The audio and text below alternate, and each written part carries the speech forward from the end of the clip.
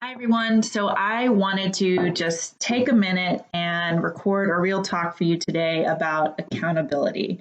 And I am currently in my workout attire because of my own accountability to make myself work out today. Um, so forgive my casual appearance, but going back to real talk, none of that should matter. I think what I have to say is really important.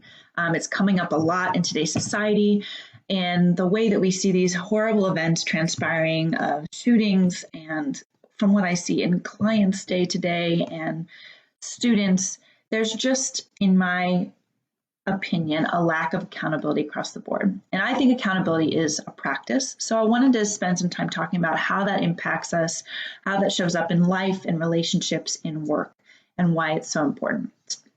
So, from that vantage point, accountability, in my opinion, is contingent upon humility. And you know what else is contingent upon humility is growth. And we have to grow, right? If we don't grow, we die. If things don't evolve biologically in life, they die.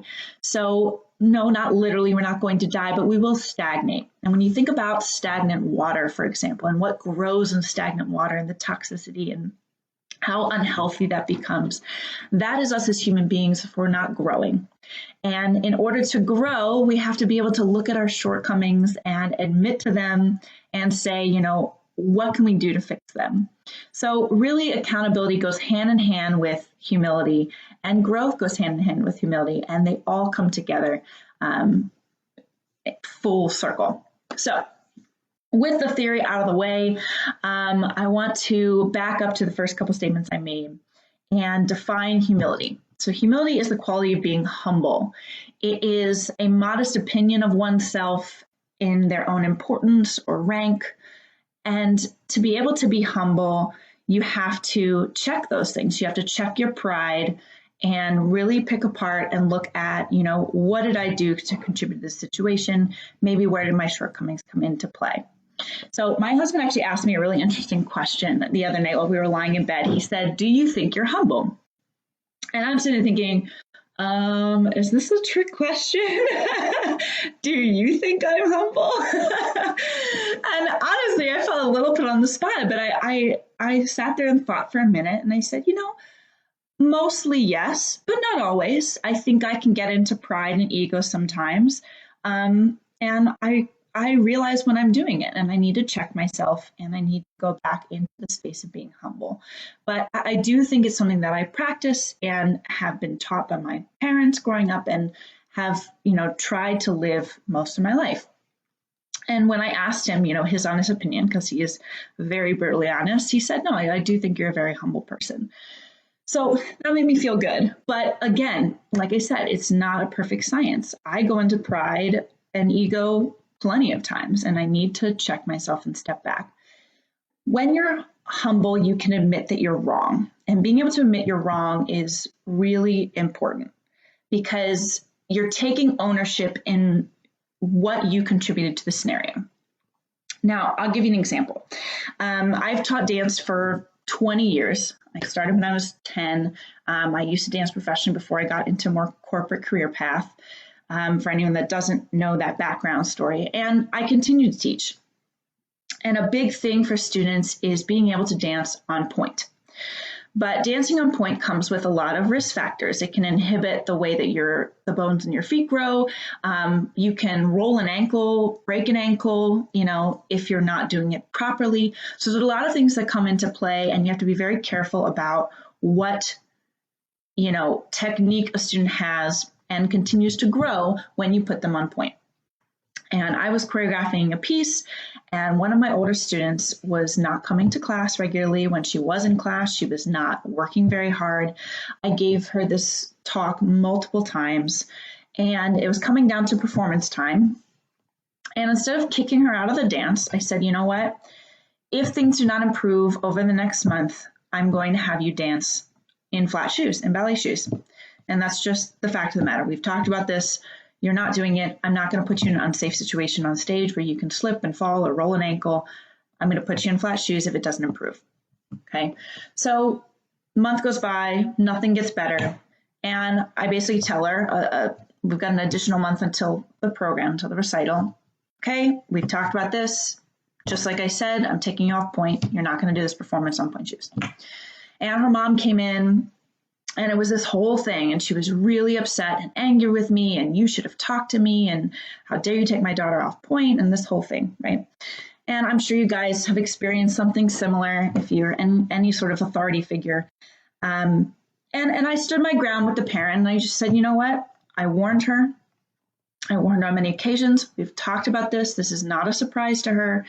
She should have communicated this to you. She's 15. But you know what? You're right. You're the parent. If it were to the point of me taking her off and affecting the recital, I understand that you're worried about her being embarrassed.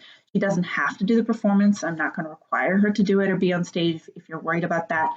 But I'm not going to put her on point. And I apologize if you feel that I should have addressed you instead of her.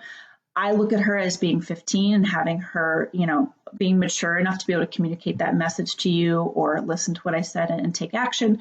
But you are the parent, and maybe I could have handled that in the future, and I will learn from that. So I did not think I was wrong in that situation for the way that I reacted or my decision to take her off point. But this parent felt that as a parent, she should have been looped in a lot sooner. And that's fair. We had different vantage points on that, right? I'm looking at her. She's a teenager. She should be able to deal with this appropriately with her age. But it's fair. It's fair what the mom said. And I can own that maybe I could have handled that differently in the future. Now, at this point, if you're still with me and you agree with anything I'm saying, please give this a like, a share, keep listening. This is one of the longer talks that I'll ever give because I really do think it's a big one. I'm going to wrap this up soon. But when it comes to job and work, I see this all the time, either from a leader perspective or an employee not being able to take accountability in their contribution to either doing the work or not doing the work, communicating their stresses or their issues with their leader or vice versa, not communicating it, letting things kind of snowball out of control and then dealing with the situation when it's almost too big or you've kind of crossed that point. And it's not fair to blame. Anytime that you're in a situation where you're putting all the blame on somebody else, that should be a red flag for you. You should pause and say, you know what? Nothing is ever entirely one person's fault. So what could I have done differently in the situation?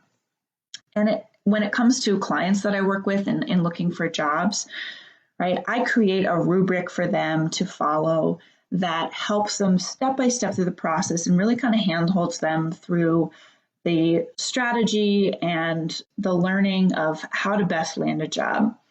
But I can't do the work for them. And I tell them up front, hey, you need to have some accountability in this. I can give you all of the worksheets.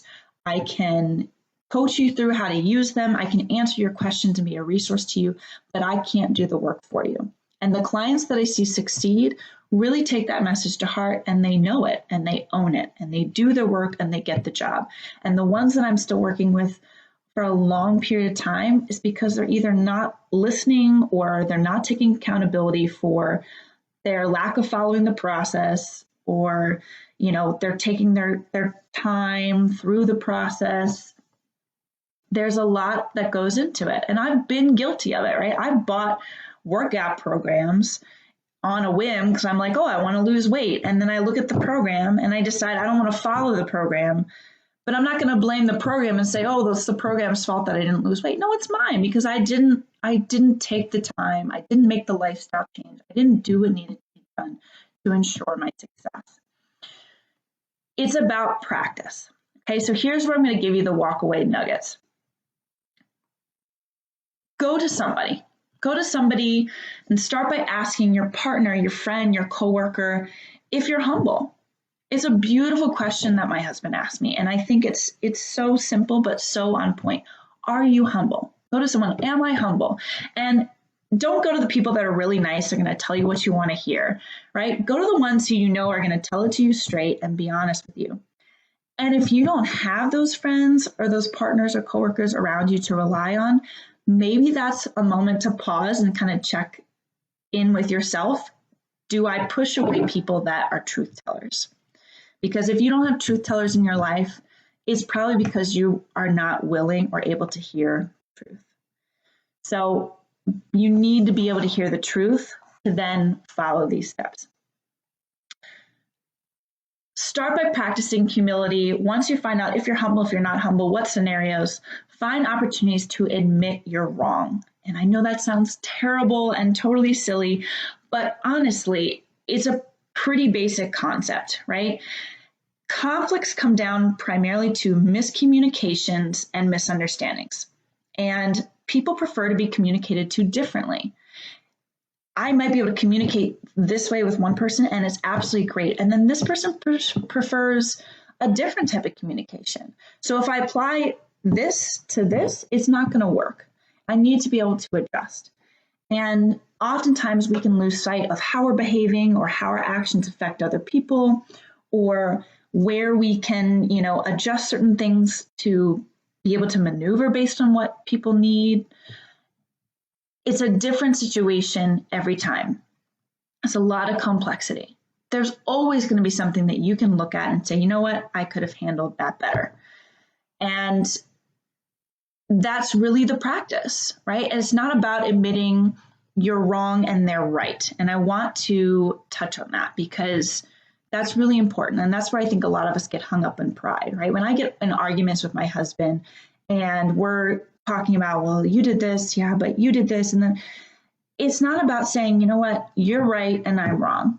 It's about saying, I hear you. I understand where you're coming from on that. Okay, maybe I could have adjusted that. And that typically softens the other person to say, you know what, you're right. Maybe I could have adjusted that. It's not always a 50-50. Maybe somebody is more wrong in that situation than the other, but there's always an adjustment that you can make to learn from it and grow and take that into the next scenario so you're going to handle it better. So practice humility, practice taking accountability in every situation or conflict that arises, even if it's just like, you know what, I maybe could have said that with a different tone of voice and it wouldn't have made you feel so defensive. Or I maybe could have rephrased that in this way or handled that a bit sooner, and that would have alleviated some of these challenges. And maybe it wouldn't, and that's okay too. We don't know if you had done XYZ differently, it would change the outcome. But all you can control is what you do. And so you own your growth. You own your growth through taking ownership and accountability of what you can do to change and be better. And that's what I want to leave you with today. So be somebody that's humble, be somebody that's constantly growing because you're taking accountability and you're learning and applying. Have an awesome day. I hope you found value in this. I'm sorry it was a long one, but if you take a nugget away from it and it works for you, please relate with me and let me know. Have a great day.